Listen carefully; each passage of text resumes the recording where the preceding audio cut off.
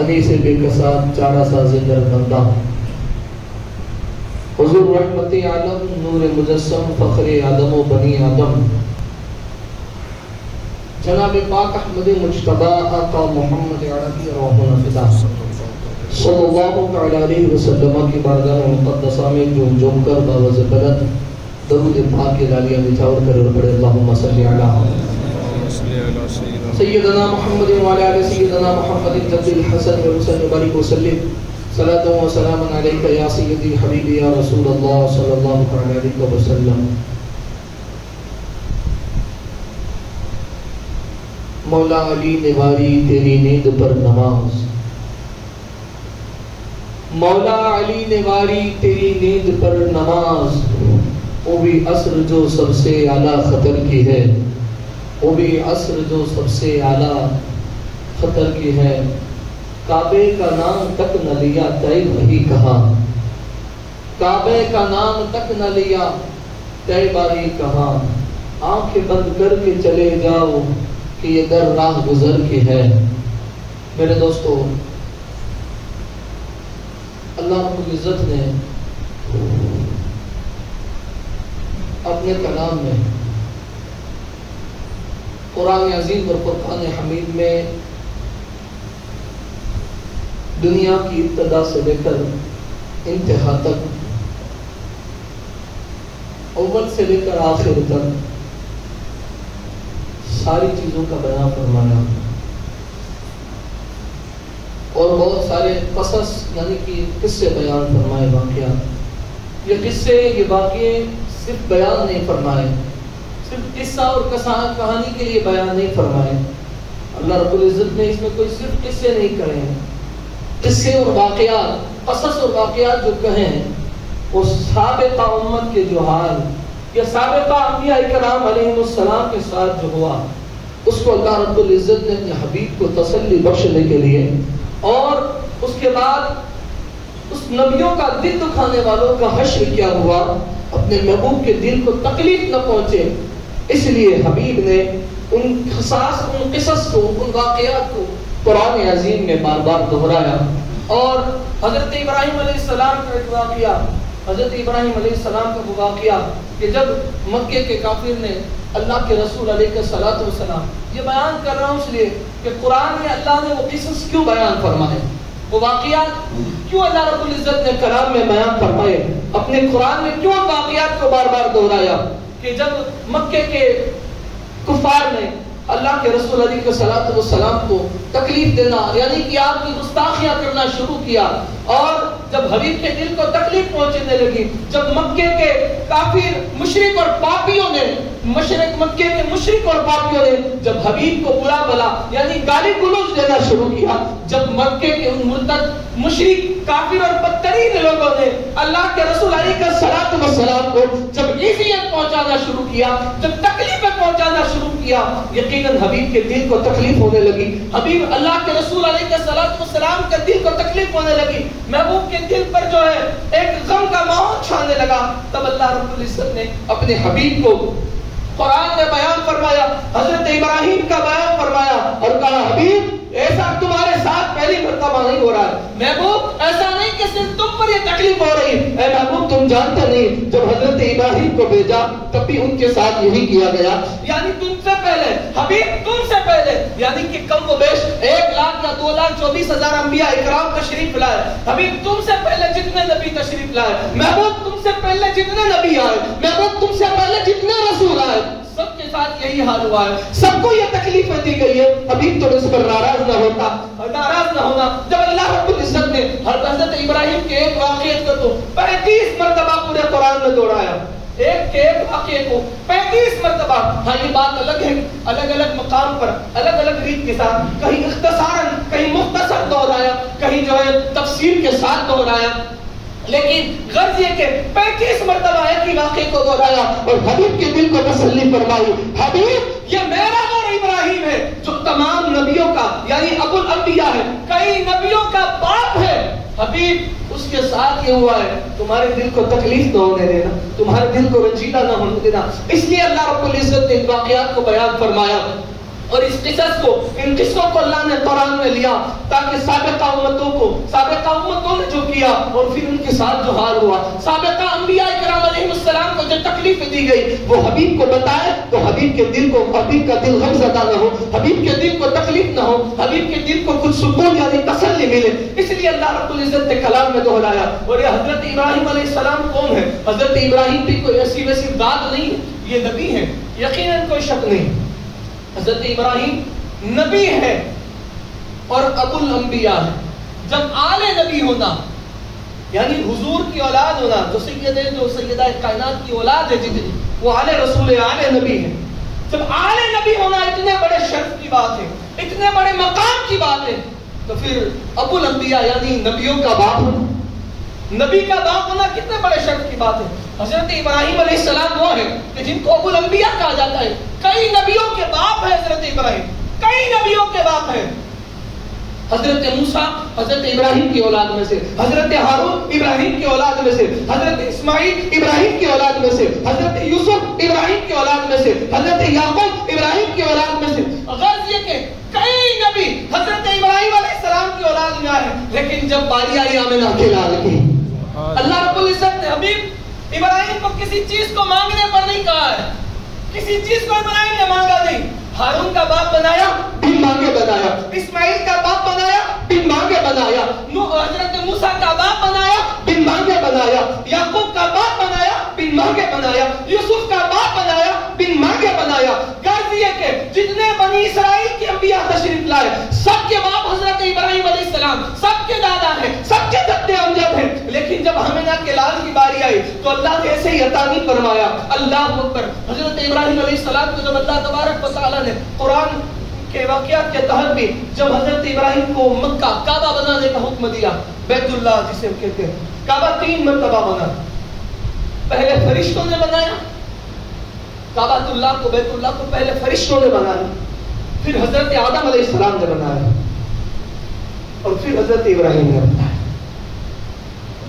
جب حضرت ابراہیم علیہ السلام کو کعبہ بیت اللہ بنانے کا اللہ رب العزت نے حکم دیا، حضرت ابراہیم نے تکمیل فرمائی. آخر جبریل امین جو ایک لکیر کھینچ گئے کہ اس جگہ میں کعبہ بنانا ہے.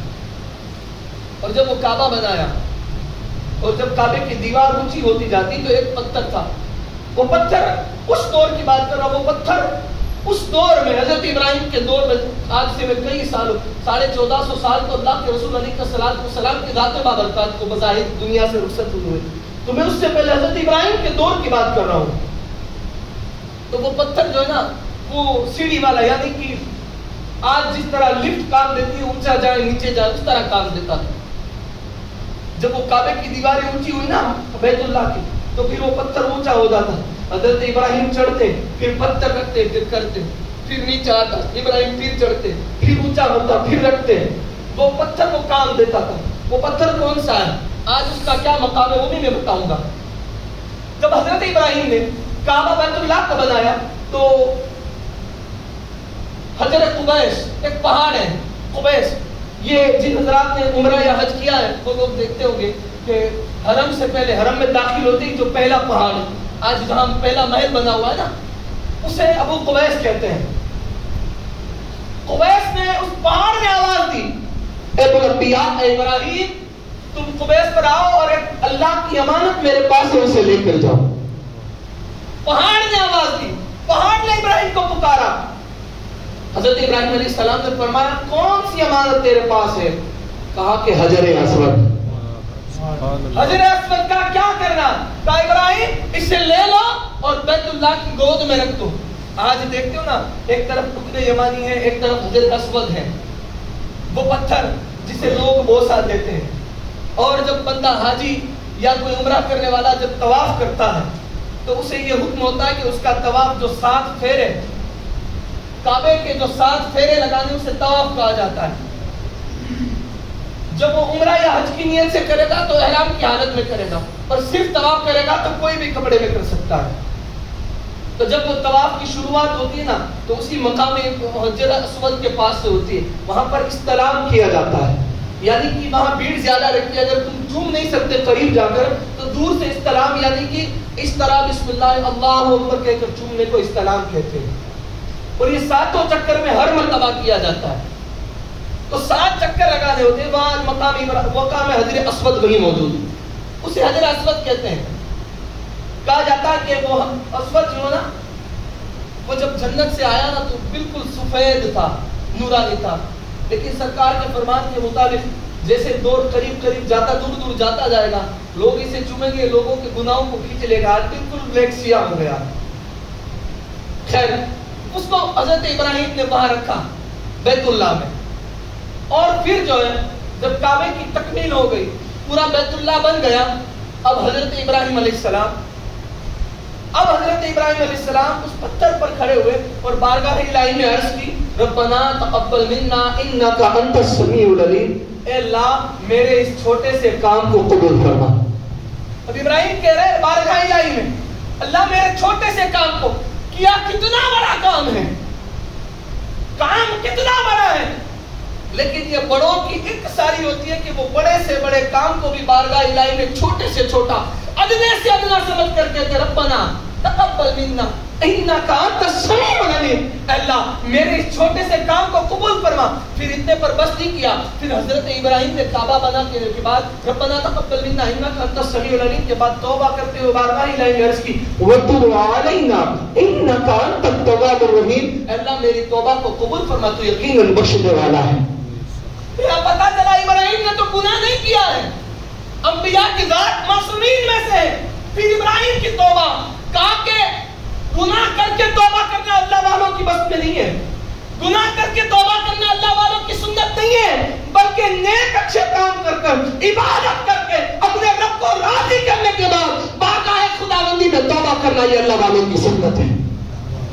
آج ہم تو وہ ہیں کہ کئی سالوں کے گناہ کے بعد بھی، نمازوں کو چھوڑنے کے بعد بھی، غیبت چغلی غیبت حرام کام کرنے کے بعد بھی توبہ نہیں کرتے ہیں. اور یہ وہ ذاتیں ہیں ابو الانبیاء کی ذاتیں جو اتنا اچھا کام کرنے کے بعد بھی بارگاہ الہی میں توبہ کرتے ہیں. وتب علینا انک انت التواب الرحیم، اللہ میری توبہ کو قبول فرما، مجھے معاف فرما.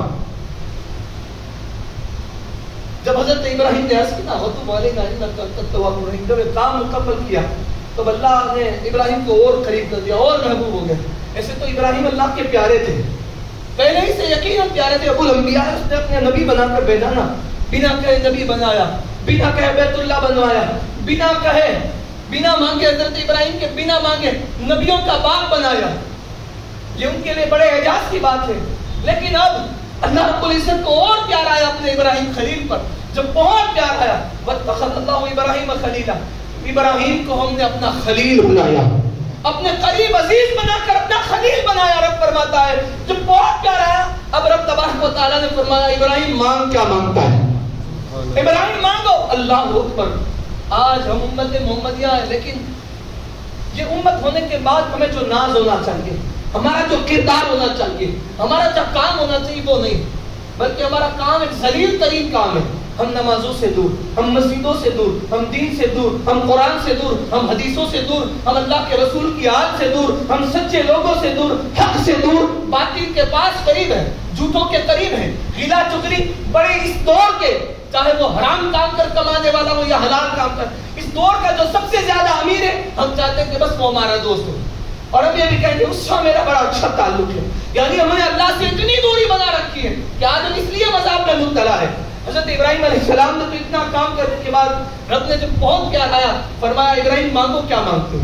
ابراہیم کیا مانگتا ہے؟ اللہ اکبر. اب تک وہ پتھر پر کوئی ابراہیم کے نشان نہیں تھے، کچھ نہیں تھا.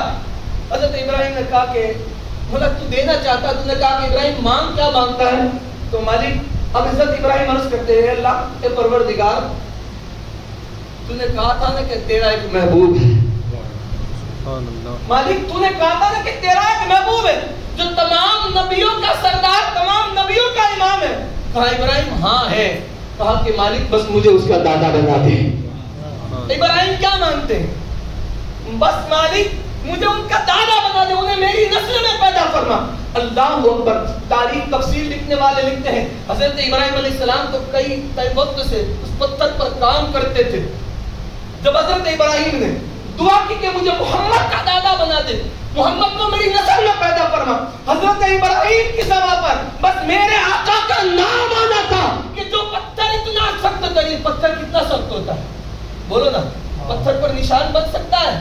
نہیں. لیکن حال یہ ہے کہ حضرت ابراہیم نے جیسے ہی اس پتھر پر چڑھ کر بارگاہ الہی میں عرض کی, مولا مجھے محمد کا دادا بنا, یعنی محمد کو میری نسل میں پیدا فرماتا. فرما حضرت ابراہیم کی زبان پر ہمارے آقا کا نام آنا تھا کہ پتھر موم ہو گیا اور حضرت ابراہیم کے قدموں کو اپنے اوپر سے ڈال لیا. سبحان اللہ, سبحان اللہ. اب تک جو پتھر تھا, جیسے ہی محمد کا نام لیا, حضرت ابراہیم ہمارے آقا صلی اللہ علیہ وسلم کا نام لیا, اس پتھر موم ہو گیا. اور جن حضرات نے دیکھا ہے, آج اسے مقام ابراہیم کہتے ہیں, آج اسے مقام ابراہیم کہتے ہیں, جو سجدہ گاہ بن چکا ہے. آج اس مقام ابراہیم میں کم سے کم اتنا اندر, حضرت ابراہیم کے قدم اندر اتنے چلے گئے ہوئے, اتنا نشان ہے حضرت ابراہیم علیہ السلام کے قدموں کا. یعنی قدرت بتا رہی ہے, اللہ کی قدرت بتا رہی ہے, چاہے نبی ہو یا امتی, جس کے دل میں محمد کی محبت ہوتی ہے اس کا دل موم ہو جایا کرتا ہے. ارے محمد تو وہ شرت ہے, محمد تو میرا وہ محبوب ہے, اس کے نام پر میں پتھروں کو بھی موم کر دیتا ہوں اور اس کے نام پر سخت سے سخت مشکلوں کو بھی ڈال دیتا ہوں. جب حضرت ابراہیم نے پتھر پر قدم رکھے, دعا مانگی, پتھر جو ہے نا وہ موم ہو گیا, حضرت ابراہیم کے قدم سوکھ گئے. پھر کیا ہوا؟ اتنے پر بس نہیں ہوا. اللہ فرماتا ہے وہاں پر پتہ یہ چلتا ہے کہ جو محمد کے نام پر موم ہو جاتا ہے, جو اس نام پر شیدا اور فدا ہو جاتا ہے, وہ مٹتا نہیں, وہ باقی رہ جاتا ہے. کہاں کیسے باقی رہتا ہے؟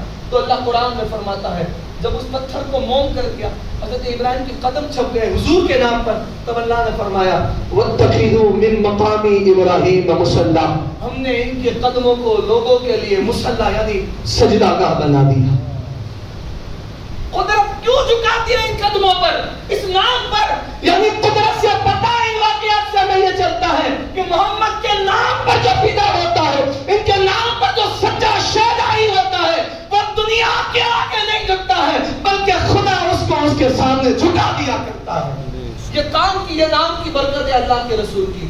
خیر بہت ساری تفسیر تھی, لیکن جمعہ ہے, وقت گواہی نہیں دیتا کہ زیادہ بیان کر سکے. اللہ رب العزت کی بارگاہ میں دعا ہے کہ اپنے حبیب پاک صلی اللہ علیہ وسلم کے صدقے میں اللہ ہمیں سچا اور پکا حضور کا عاشق اور غلام بنائے, نبی اور آل نبی سے سچی محبت عطا فرمائے.